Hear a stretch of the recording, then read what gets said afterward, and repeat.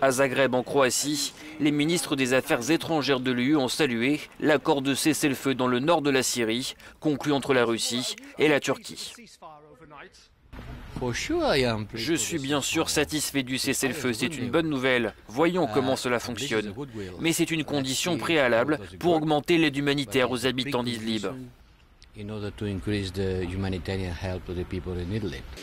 Les ministres se sont réunis lors d'un sommet extraordinaire où ils ont approuvé des fonds de l'UE pour venir en aide aux millions de personnes déplacées dans la région. Le cessez-le-feu devrait permettre de maintenir les couloirs humanitaires ouverts.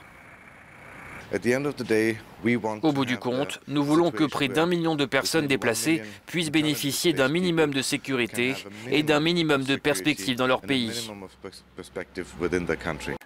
Mais il n'y aura pas de fonds supplémentaires qui seront débloqués pour la Turquie. Les ministres ont insisté sur le fait qu'ils n'accepteront jamais de chantage du côté turc à la frontière grecque.